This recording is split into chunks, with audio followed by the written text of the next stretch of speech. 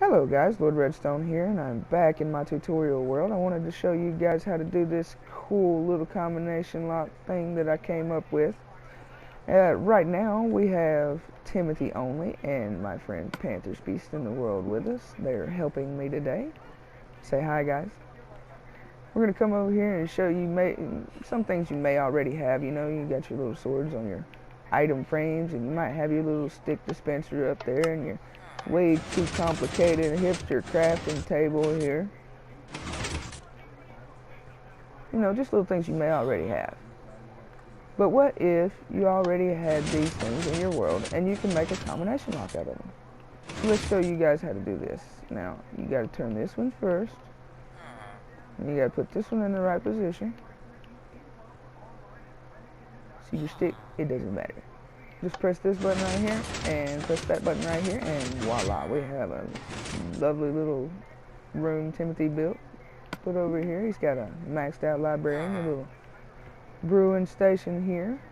You got your little bed, your ender chest, and all these other chests put back in here. I guess that won't open up. He didn't think that for that far through, I guess. It's okay. We can turn this back through. Close that up. And we can have our little hipster crafting table do its little thing. Put your swords back to their upright position so nobody knows your combination. And we built a little simpler model over here. Maybe y'all only have a crafting table that'd pop up here, and maybe your little stick dispenser looks something like that right there. And you have little torches in your thing here for looks. I don't know. But let's put in the combination here, and let's see if we can get our magic door to open up there. Press this button first, of course. Then we press that one, and voila, we have our little secret door, and it stays open until after we come out here and twist it. Now let's get to it, guys. My friends here are going to build us a wall right quick, and we're going to build this for you and show you how to turn already existing redstone that you may already have into a nice combination lock.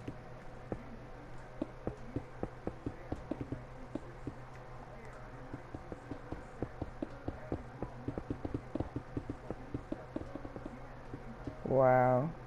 Now see, that's what happens when you got a team. These guys can do something. Alright, let's do some redstone then. What you're going to need is an item frame, which they're putting that up for us now, so we don't need that. So we need a block of choice, whatever block you may want to build with. For the purposes of this video, I'm using a stone brick, and pull out a little bit of redstone comparators, pull out some repeaters. You don't need a whole lot of these things, just a very small amount here. You're going to need 2 sticky pistons, just 2, and of course a block of your choice, and whatever door you may want to use. You already have your door set up. Now we're going to build our door right here on the side. This is the door we're trying to open. Okay.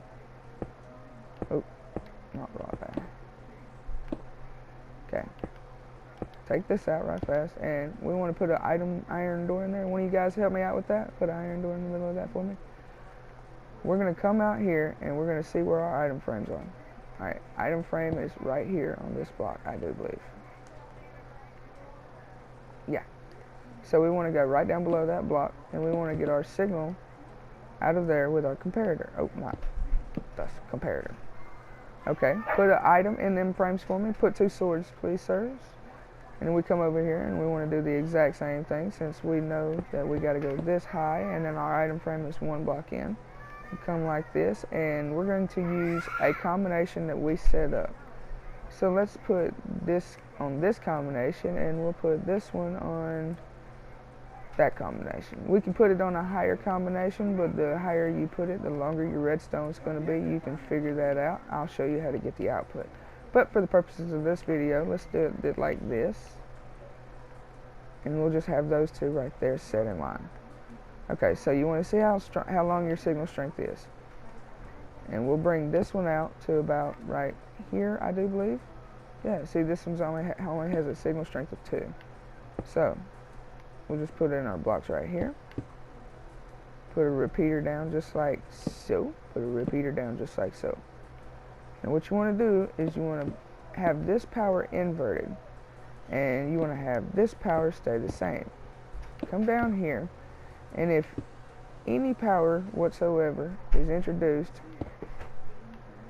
to this torch, which means if this signal strength doesn't reach this at all, then this stays on.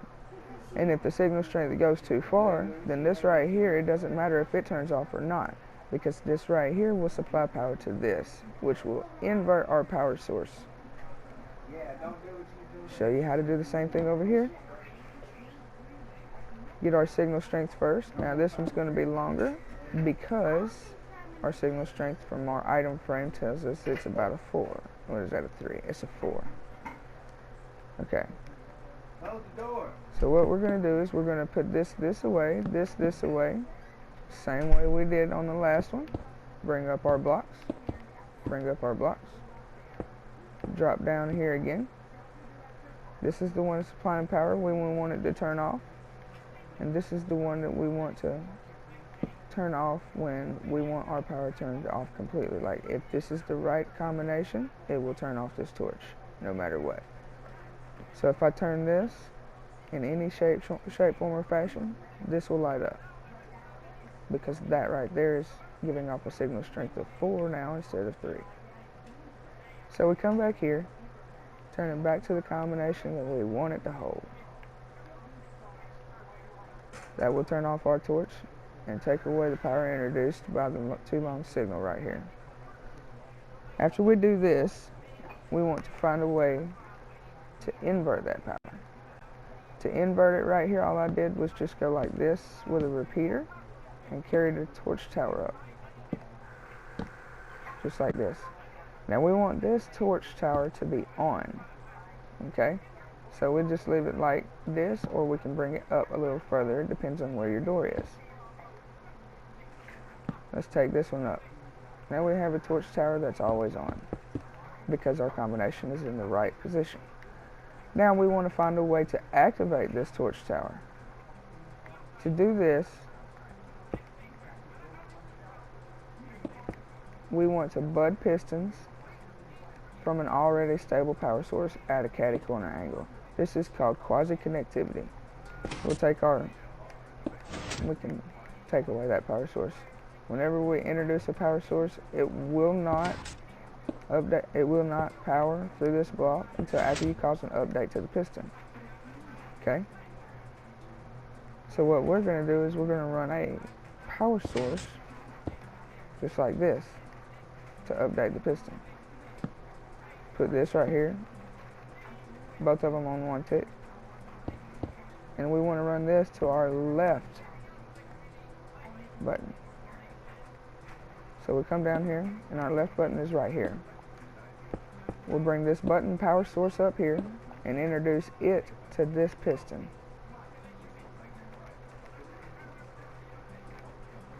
Alright, now once this piston has that power source introduced, it doesn't have to be held, because this right here will not turn off that piston until after it is taken away.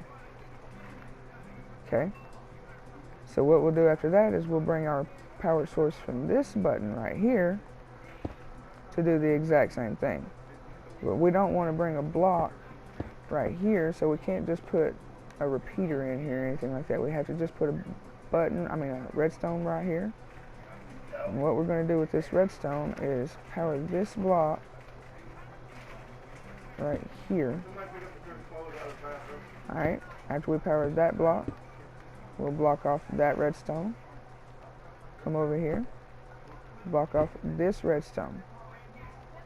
Come up here. Keep your redstones blocked off no matter what. And then we're going to introduce it to a piston that we may have, like say, we need a repeater after this piston, so it doesn't cause this piston to stay budded after the redstone's taken away. So we'll put us another piece of redstone right here to bud the next piston in line, and we can put our next piston down here. After we put our next piston in line down here, we can put a block up on top of it. It will be budded just as soon as this one has the power and pushes through here. It will bud that piston. We can then use this power source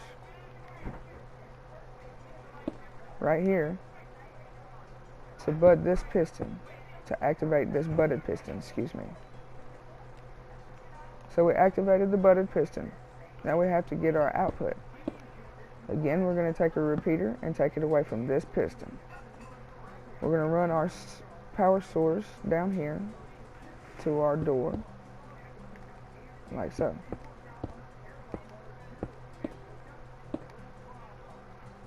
And when you run your power source to this door, it will open. And let's just not get complicated with that. Make it simple as we can. Okay. Alright. So now we have a door to open and we have our combination lock set up. Our combination's already put in. Go ahead and reset that so none of the tumblers are in place. So what we do is we set our combination to what we had it set before. We introduce power to the first piston in the line and then the second piston in the line, and it opens our door. Ladies and gentlemen, that is your easy combination lock off of Redstone you may already have existing. Like say this was your dispenser up there and this was your crafting table like we had over there at the beginning of the video. I hope you've enjoyed this, and special thanks goes out to Panthers Beast and Timothy Only for joining me in this video. I hope you guys enjoyed it just as much as I did, and if you really enjoyed it, reach down there and like and subscribe. Until next time, I'm Lord Redstone. I will see you in the future. Goodbye.